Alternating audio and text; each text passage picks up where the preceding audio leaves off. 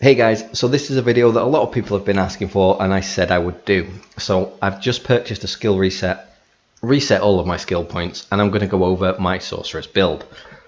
I do want to start this video by saying that this is my build, my opinion. Now other people will have other opinions that they will think are better. Some people will think that this is the worst build in the world. Some will really enjoy it and will play it to the same level that I can.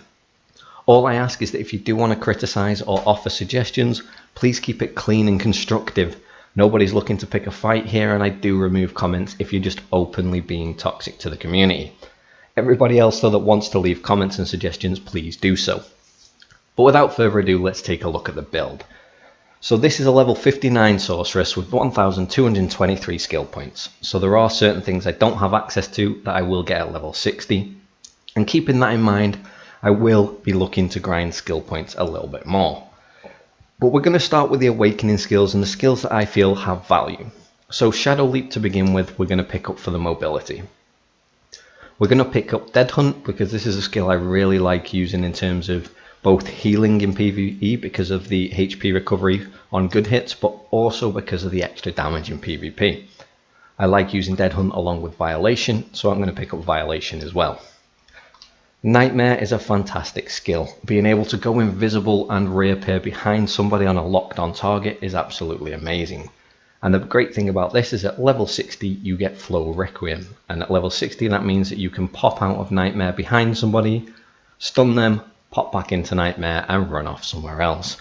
If you want to reposition in group PvP, it's absolutely fantastic for breaking the back lines. From there I'm also going to max Grim Reaper's Judgment. So this gives super armor while charging. It's great for a knockdown. However, do learn to cancel this skill. If you're going to max Grim Reaper's Judgment and use it a lot, it can be a crutch where you end up getting killed more often than not. Do not become that player that thinks they're constantly covered by super armor. As soon as the end of that charge happens, you are vulnerable to CC and you will get hit by something. This is great if you teleport behind the backlines and get off a clean Grim Reaper's Judgment. However, I've died plenty of times in nodes and sieges because I've been overconfident with Grim Reaper. In 1v1, using it on a down target is great for the extra damage, especially used at the end of a down combo. Now turn back slash is something that I'm not a big fan of. Now I know a lot of people followed up on my animation cancel video on saying why was turn back slash not in this video. There is a good cancel. You can cancel turn back slash to be immediate. However, landing turn back slash for the bound isn't going to be that easy. Anybody worth their salt isn't going to allow you to just simply turn back slash them. I am picking it up though because I like the extra damage and I like being able to use it on occasion, like I said, as an instant extra burst of damage. Vile Plants is a no. I'm just not going to touch Vile Plant because although we've got a guard now, if you're stood guarding you're probably going to die. Especially as people get higher AP, breaking guards becomes incredibly easy. If you're stood guarding somebody, you're going to end up getting burst down. Currently, Dark Knights are an absolute nightmare for it. They will sit behind this 360 guard and just be a pain. Thankfully, as the game progresses and the AP gets higher, that becomes a no-no. You cannot guard through Sorceress damage. That can be said for us as well. We simply can't guard through other classes. Mooses are better at super armor trading and other classes are stronger at breaking guards. So just a no from me. We're going to skip Rushing Crow for a second and we're going to pick up Flow Nightcrow. Without this we can't Nightcrow. We can't Nightcrow with Scythe out and we're left with all of our mobility being in our pre-awakened state. Being able to Nightcrow in Awakening is vital for cancelling out of things like Grim Reaper's Judgment. Now I'm also not going to pick up Carshin's Nightmare and I'm not going to pick up Blades of Darkness. Blades of Darkness has its situational uses, but Carshin's Nightmare I feel is just a total trash skill. Having something that gives us super armor is a crutch that people get too reliant on. Being able to pop this and be in super armor is good, however you can still die through super armor. You will take a lot of damage stood still. Now any sorceress that is stood still is a dead sorceress, so definitely don't bother with this unless it's a skill you really like the look of and feel like throwing bats around is something you should be doing. Back to Flow Rushing Crow. Now this is subjective on a high level. It used to have its merits. It used to have super armor. Now I became very used to using Flow Rushing Crow, and because of that I've never really switched away from it. On the Xbox though, I am going to be not picking up Flow Rushing Crow. I'm not going to put points into this, and instead I'm going to be playing around having the Y switch into Scythe and being a lot more on demand. This is also going to free up my Rushing Crow in Pre-Awaken to be used for movement combinations, something that I'll cover in a later video. So for now, I'm not going to be bothering with this, and I know that a lot of sorceresses just don't value this skill anymore. So that's the Awaken skills, and I'm already at 959 skill points, so overall it wasn't too expensive. This is where it gets to be really expensive, and we're going back to Pre-Awaken skills. Now Sorceress is one of those classes that uses these skills a lot. There are things that I'm going to overlook because I don't personally use them a lot. However, things like Darkness Released are definitely valuable skills that you can pick up if you feel you're going to use them, and definitely if you have the abundance of skill points. But to start with, for Pre-Awakening, we're going to pick up Shield of Darkness. Why would we not be picking this up? Having extra DP effective for 300 seconds is just a vital skill. From there, I'm going to pick up Midnight Stinger, Guilty Conscience, Eruption of Guilt. Now I have played around without using Ultimate Midnight Stinger and Absolute Midnight Stinger. Ultimate Midnight Stinger cancels animations. This can be a pain if you aren't used to timing the Midnight Stinger after Dream of Doom and you're using it as another cancel out of Dream of Doom. However, I use Midnight Stinger so much to transition from Scythe back to Amulet that I'm going to be picking these up for now anyway. I might drop them in future if I really want to, but I'm so used to playing around with them myself that I don't see the point in not having them currently. From there, we're going to ignore these and go straight to Rushing Crow. So what I've just done is maxed out Rushing Crow and Absolute Rushing Crow. Now these are going to be used as movement, and sometimes you can land a Rushing Crow CC, but for me personally it's mobility. Like I said before, we're not going to pick up the Flow in Awakening though, which means that all we're doing is using that purely for the movement, the extra bit CC. It's going to be helpful, and there's no reason not to pick it up really. Next up is Bloody Calamity. Bloody Calamity for the heal. Again, this coupled with our heal from our Awakening as well.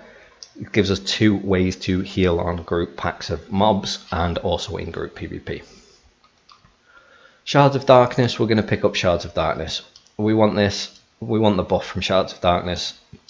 Maxing that is definitely a priority. Now we're going to pick up Spirit Absorption as well, and Dark Trade. So this is going to help with us being able to generate those shards.